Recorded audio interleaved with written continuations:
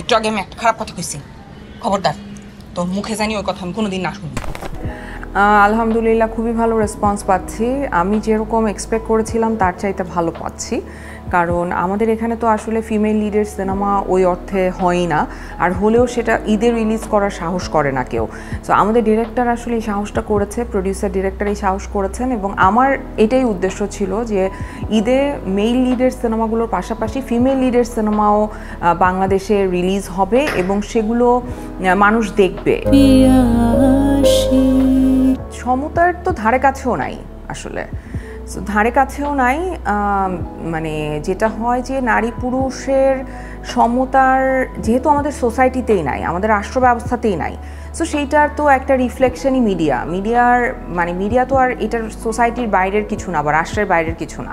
So যখন আমাদের সোসাইটিতে বা রাষ্ট্র ব্যবস্থায় সেটা রিফ্লেকশন নাই সম অধিকারের, সেটা মিডিয়াতে থাকার প্রশ্নই ওঠে না।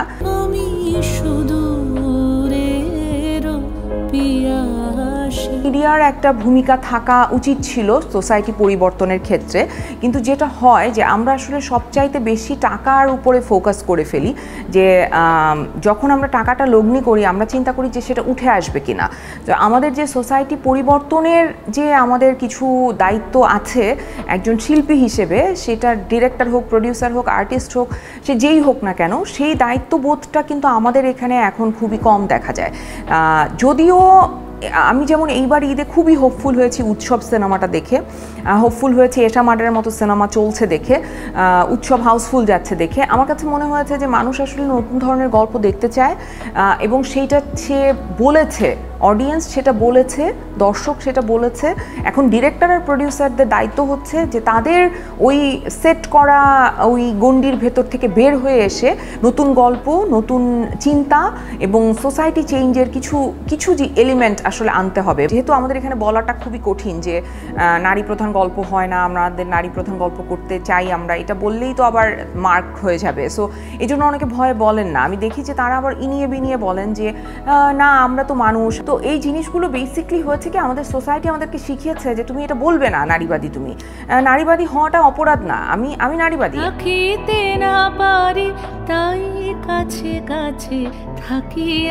এইটার প্রথম উপলব্ধিগুলো আমার আসছে হচ্ছে যখন আমি আমার বাচ্চার গার্ডিয়ানশিপ পেয়েছি। আমি তখন জানতাম না যে এটা আমি কি অ্যাচিভ করেছি, আমি বুঝতে পারি নাই। সো আমি প্রচুর ফোন পাই তখন থেকে, মানে সেটা আমি 2018-এর কথা বলছি, 17-এ। তখন ওরা আমাকে হাত ধরে বলে যে বাঁধন, তুমি যে এই কথাটা বলেছিলা, তুমি কি জানো যে এটার জন্য আমি সাহস করে এই কাজটা করেছি। তুমি যে জিমে গিয়েছো, আমি তোমাকে দেখে জিমে গিয়েছি।